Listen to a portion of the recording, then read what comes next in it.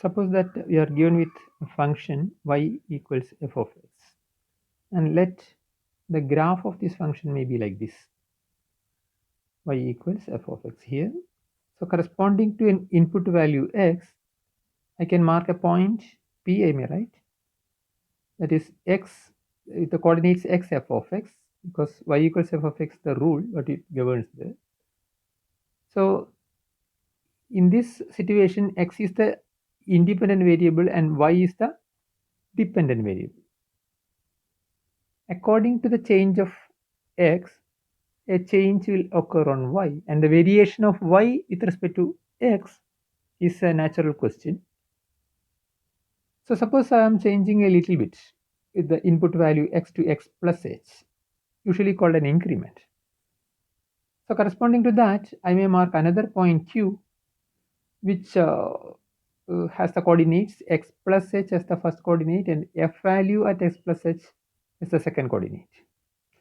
Now, the difference quotient we have discussed in the last class, that is, if you are looking at f of x plus h minus f of x, that is the variation of y divided by the x variation is going to be h. So it will give you the average change. In fact, the rate of change of y with respect to x is given there.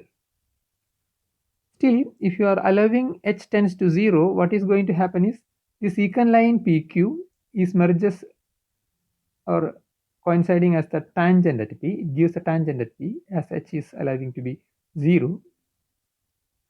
Then in that case, if you are looking at the limit, that is a slope. See, basically the PQ, whenever you are considering as a secant,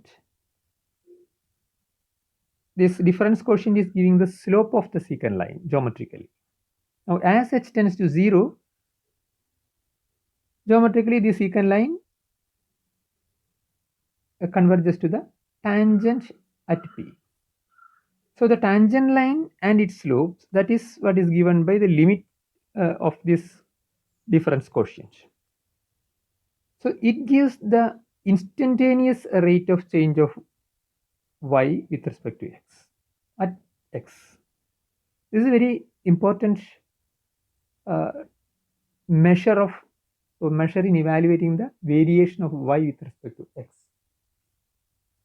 Especially whenever you are looking at dynamics, in our mechanics days, we have seen whenever we are looking at a particle is moving in a space and the displacement corresponding to time is taken. So usual notation is s as the displacement and s is as a function of time.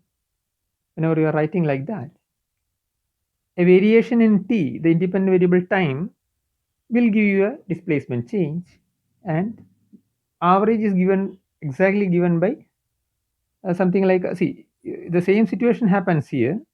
The graph will be something like this. S of t will come like this. T is the independent variable here and corresponding s is marked there. So once again, if you are looking at a particular instant t, particular instant of t, time I mean, then the average velocity I can say, because corresponding to t plus something, I may write an h, I mean a little bit t plus h like this. So correspondingly we will mark like here. Then once again, the whole discussion what you have done with f can be restated, that is s, the difference quotient I can find out, s of t plus h minus s value at t, then the difference in the time t plus h minus t, which gives you h. So that gives this quantity actually gives me the average velocity in this duration of time. But if I am allowing h tends to 0 and taking the limit, I'm going to get the instantaneous velocity at this time t. So that is highly important physical quantity what you are going to get in mechanics. So in all respect, this quantity is going to give enough physical interpretation, geometrical interpretation, everything like that. So this quantity we'll discuss in detail and we define it as the derivative of the function. That's our first attempt. Whenever y equals f of x is given a function, then just look at f of x plus h minus f of x divided by h and look at the limit as h tends to 0. Whenever this quantity exists, you say that is the derivative of f of x or derivative of the function f with respect to x. Usual notation is f prime, and whenever it exists, then only you can say that. So corresponding to every x, you are trying to find out what exactly is going to be f dash of x. So you are getting a function actually. Wherever the evaluation exists, you say that that is the domain for f dash. So corresponding given with a function, look at the domain of f and try to find out where this limit exists and f dash at x is. So our notation is f dash x stands for the derivative of f at x. So let us discuss in more precisely.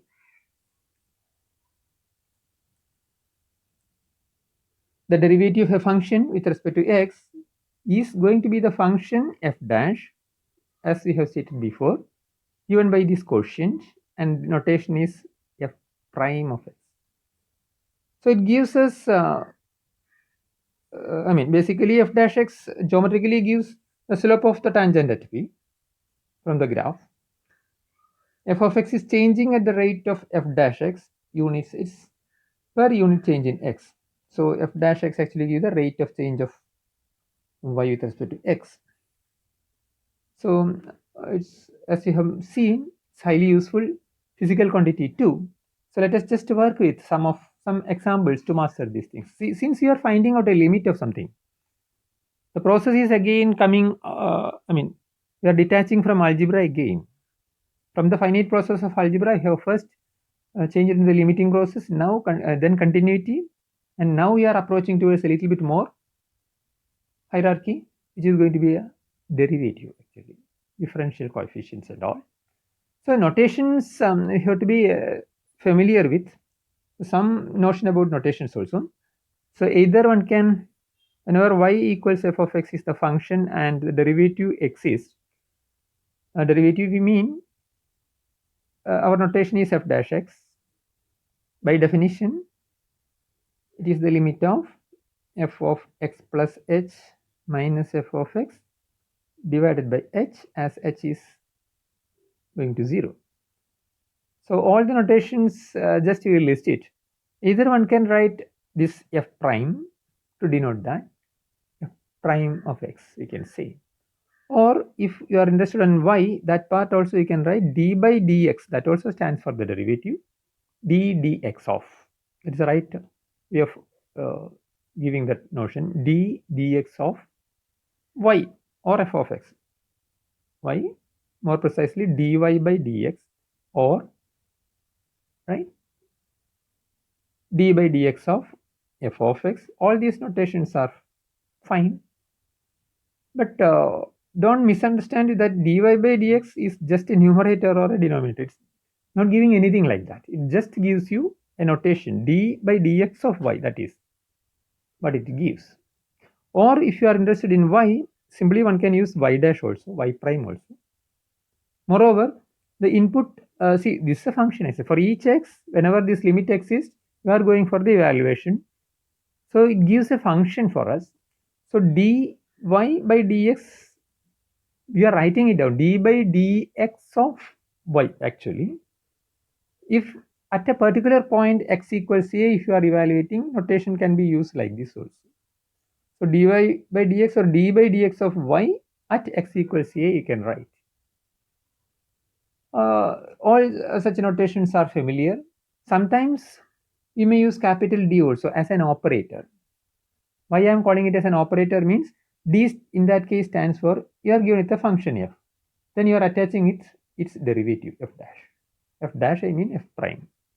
So one can easily write it dx also to denote dx of f of x if it is not confusing. So we will call that as an operator, a differential operator. It operates on a function to give another function. That's what it means, nothing more than that. So let us work with some examples. So we are equipped with the function y equals square root of x, positive square root of x, and we are asked three parts to do the things. First, the derivative d by dx of y. I mean d by dx, dy by dx, either you can call or d by dx of y.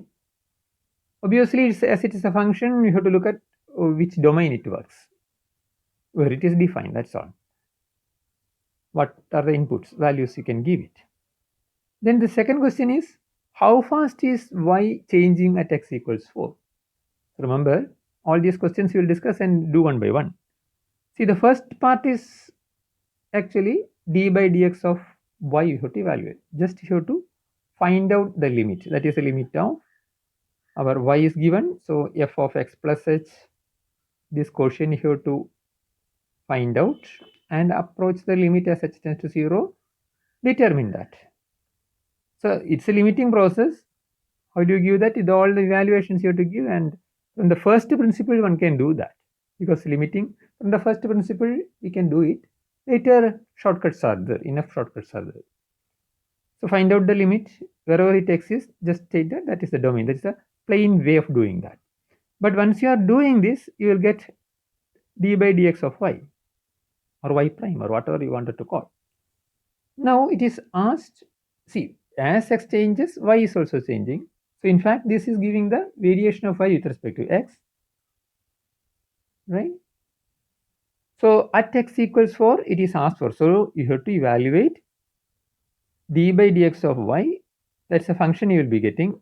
At x equals 4, you have to give, then second part also can be done.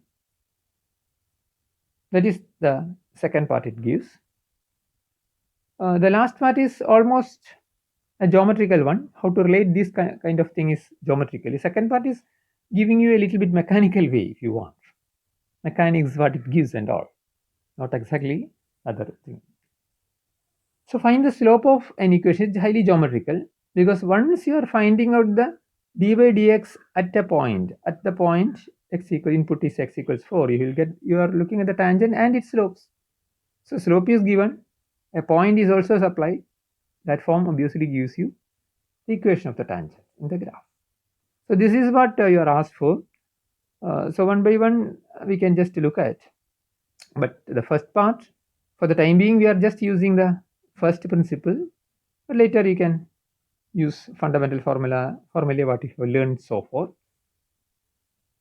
So systematically, once you are trying d by dx of y, write down is the quotient, apply the evaluations, because whenever f of x plus h is substituted by square root of x plus h, you will get this thing. Just rationalize, that is the usual technique of doing these things. Rewrite it, simplify it, you will reach at the form something like this. There you allow h tends to 0. What you are going to get is 1 by 2 square root of x. This is what's going to happen. For each x, you are going to give this evaluation. But the final formula for d by dx of y you look at, that is what is going to be f dash at x. So each x, you are getting this as the evaluation. To define it well, two things you have to remember. This is a 1 by 2 root x I am talking about. Square root function you are defining, right? Square root function is defined only on the non-negative real numbers. But not only that, you have to look for now, because a numerator and denominator part is also appearing here. So you can't allow 0 here on the denominator. So that also you have to avoid. So then clearly the domain for this function is 0, infinity. The open interval we can say. So that settles the first question. Second one, you are asking the variation. How fast y is changing at the instant 4. So this formula is giving us what exactly is the rate of change of y with respect to x. That is f dash. For us, we can just make use of this. So at x, this is what is given here. So at x equals 4, it is asked for. That is the next part. Just substitute that formula, you will be getting that. It is the second part. So here simply you can put it x equals 4 and you will get, this is the answer for the thing. That is 1 by 4 unit per unit change in x. It will happen like that. That variation is given. Once again, the last question, if you are looking at geometrical question, is tangent lines equation is asked for. D by dx of y will give the slope of the tangent. So we have to, corresponding to the point x equals 4, y should come out as positive square root of 4, which is 2. So corresponding to the point 4, 2, so we have our tangent, it passes through 4, 2, whose slope is also supplied by 1 by 4 here. Simply use that formula. So y minus that 2 is equal to 1 by 4, x minus that 4. We write it, you will be getting the equation as before. We have done it already. These kind of problems we have done it. So this is the way how one can look at the geometry as well as the mechanics side of this kind of problems when our calculus is emerging out. To master this kind of techniques, we will just look at one more problem. Okay, but before looking at more problems and all, just remember that we have, this is this problem, the limit we have find out very directly, I mean from the first principles, remember that. But later we can switch over once mastering the standard formulae. Okay, let us consider another example, which is the Heaviside function. So Heaviside function h of t is given by 0 whenever it is negative. Whenever t is non-negative, you have to give 1. So the graph will look as like this. But to discuss about the, see, we know what happened for the continuity for this function. Obviously, the function is not going to be continuous at 0, because you have to look at the limits first of all, and coincidence of the limit and everything, you have to say that it is going to be a discontinuous function. But what happens for the differentiability here? Later we will see that there is a hierarchy. Before that, directly if you are approaching this problem, the Heaviside function, it is not going to be differentiable at 0. In fact, it is not continuous, that is clear. Later you will see that if function is differentiable, automatically it's going to be continuous. That we will prove it later. So once you are missing continuity, you are not going to get differentiability there. That comes as a good theorem like that later. But now directly you can attack this problem. To look at whether this function is not differentiable, you have to evaluate the quotient. Quotient means h is the notation I'm using it here. You have to look at h at 0 only. The problem comes because the other two parts are clearly part of straight lines. Any other points, no problem is going to come, because at this point, for example, if I'm looking at t naught, you can go to the nearing points there and you can easily see that it is giving all such smoothness. Continuity will be there, differentiability will be there, everything will come later. So anyway, at the point 0 we are interested. So h of 0 plus h minus h of 0 divided by h, this quotient and the limiting process you have to look at. So you have to look, ideally you have to look at from left as well as from right, and the coincidence as a real number you have to look at. So look at the left hand side part, that itself will give the answer. Once you are doing this from the left part, it allows. So quotient is something like that. So h of 0 plus a little bit, right, minus h at 0. H at 0 is going to be 1. So clearly what is going to happen is the left hand line limit itself will give the answer. As you are approaching from the left, this is the whole thing what is going to come. Limit of 0 minus 1 by h. H is allowing from the left. So h is from the left of 0 means a negative real number. So you are going to get, as h is going nearer to 0 from the left, you are going to get infinity part, positive infinity part. So there is no real number exists as a limit. That itself will allow to say that you are not going to get differentiability at 0. Nothing more you don't have to move further. It's enough. As I mentioned before, you have to look at very profound answer, how continuity and differentiability are connected. So this is an example where you are missing continuity as well as differentiability. All other points, no problems are going to come. Only on 0 the problem comes. One can see here the function was not continuous at the point in question. Even with continuity, you can't expect differentiability because it is a smoothening process. Once you are having the graphical idea, once you are missing smoothness, you are going to miss differentiability. So next example will reveal that. It's a very familiar example. The V-shaped mod x function. We know what is mod x function is defined. Absolute value function mod x is given to be x itself whenever x is non-negative, equal to minus x if x is less than 0. This is how it is defined.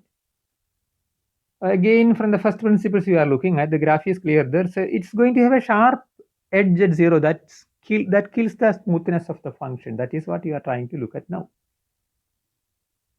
So from the first principle, try to find out f of this quotient, find out, apply the rule, that is mod h will come. So mod h by h will be here, right?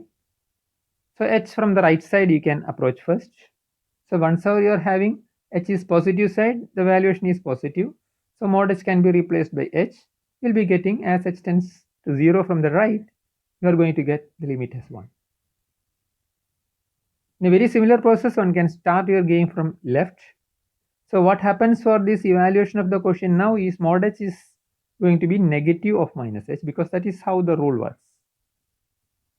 Now allow h tends to 0 from the left, this gives you minus 1. So these are differing.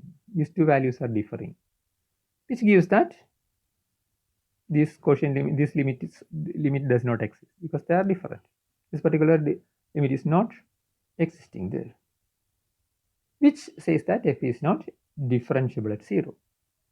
So here you are getting an example of a function which is a continuous function at a particular point, but you are missing differentiability. Again, remember, continuity, differentiability, all such notions are local. At a point you can talk about, right? So let us just look at some more nice examples if you are interested. But before doing further, this profound theorem is useful as we are expecting. Differentiability is giving us smoothness, more level of smoothness. Existing of the limit in some sense with the merging with the evaluation of the function, that gives the continuity without break. And next step is, that is what I'm saying, the next hierarchy is differentiability, smoothness, sharp edges and all such things you have to avoid. That is the basic idea. So this theorem says that once you have a differentiable function, it is going to be a continuous one. It's a necessary part. Continuity is very much necessary for things will come like that. Differentiability implies continuity, not conversely. That is the example what you have given. Proof is in some sense easy. We need the proof. So you start with a function which is differentiable at a. So once it is differentiable at a, it just means that limit of f of x plus h minus f of x divided by h as it's 0, it exists at a. Now you have to say that f is continuous at a. So work with an x in the domain of f, and if you are away from a, find out f of x minus f of a. One can rewrite this as f of x minus a by x minus a into x minus a. That is not at all different now. Just apply the limit. So left hand limit is left side is limit of f of x minus f of a as x is nearing towards a. That is what you are going to look at. To say that f is continuous at a, we need that basically. As what is the meaning of f is continuous at a? X is nearing towards a, f of x is nearing towards f of a. So ideally f of x minus f of a is going to have very near, going to be 0 as x is nearing to a. X and a x tends to a means mod x minus a tends to 0, which means that x is nearing to a. F of x minus f of a is also going to be 0. It gives the idea. So just rewrite it. This limit, if you are looking at right hand side, will look like this. So limit of the right hand side of this part, it splits into 2, right? So obviously you will be getting this part is going to be f dash at a by definition. This obviously giving you 0. So this quantity, that is limit of f of x minus f of a as x tends to a, is going to be 0. Why it is sufficient? Either you can just look at what I have stated now vaguely, but very rigorously the answer can be given. Limit of f of x as x tends to a, if you are writing down, simply write down this f of x as f of a minus f of a, taking it out. So limit of this quantity is nothing have changed here. This f of x is replaced by f of a plus f of x minus f of a. So this cancels off. Now using the sum rule, I can split it up, right? So this part already, if I am finding it out, this is 0. This is what it says. So what I am going to get, the precise way of saying f of x as x tends to a, the limit is going to be f at a, which gives the function is continuous at a. So differentiability implies continuity. That is the whole moral of the story now. That is a very important fact, smoothness part. So once you are having any differentiable function, it must be continuous. That is what the moral is saying. So contrapositive, if you are taking a non-discontinuous function, you can't expect differentiability. As I mentioned, smoothness is concerned. Sharp edges you have to avoid. All such notions can be joined with this notion of differentiability. So once you are talking about such notions, it's also important to have, see, this is geometrical. Whenever you are looking at the differentiability at a particular point P, we are talking about the tangent and their slope of the tangent. So slope of the tangent, now we are looking at the tangent, you look at mod x function, though, so the tangent is not unique there, right? We are not getting a unique tangent there. Remember that. Even with vertical tangent, the problem will come. So you have to define formally what exactly is going to be the vertical tangent also. Let us spend a little bit of time of that. The graph of a function, f has a vertical tangent at x equals a, if the function is continuous at a, and look at the derivative function, either it is derivative at a should be minus infinity, or f dash at x is plus infinity. This is what you are trying to expect, right? So see, something vertical tangent means, see, it may look something like this.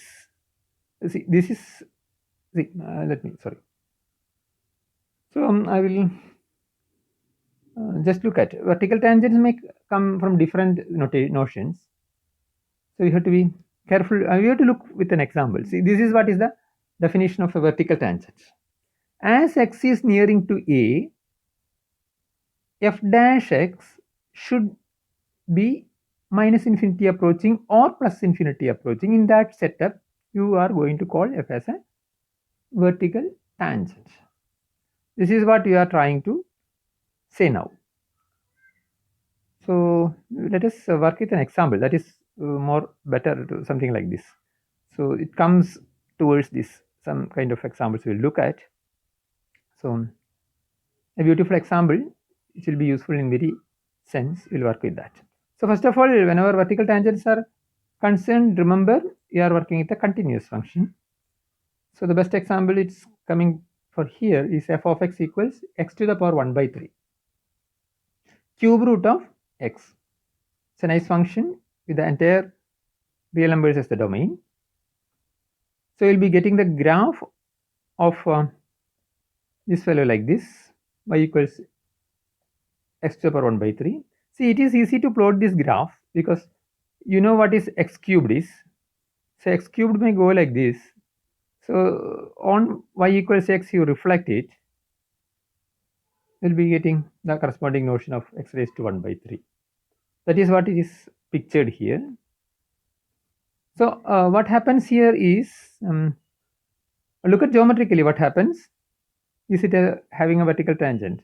It's very clear. At all these parts, whenever you're looking at, you will be getting tangents, and whenever you're approaching to 0, you'll be getting the vertical tangent. That is geometrically very fine.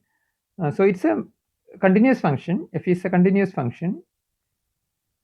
Now look at the limit of f of 0 plus h minus f of 0 by h as h is 0. That is what we're looking at. So you just apply the formula. You'll be getting like this. So we are looking at the limit of 1 by h to the power 2 by 3. As h is tending to 0, this shoots up to infinity. That's all. Either from left or from right, the limit exists, and that's coincides with infinity. Either from left you can move, h is given to be 0, or from the right you will getting the infinity. So this is an example of a vertical tangent happens at a particular function. F of x equals x to the power 1 by 3. Obviously, you are going to get the vertical tangent. Vertical tangent is going to be infinity, means you are not going to get a real number. It says that the f dash x does not exist in the usual sense, which says it's not differentiable at 0. The function has a vertical tangent at a point, means you are not going to get differentiability there. So we are getting a non-differentiable function. So it's a very nice function, x raised to 1 by 3. But since of the vertical tangent, you are missing the differentiability. Very nice examples. You can make it by yourself also.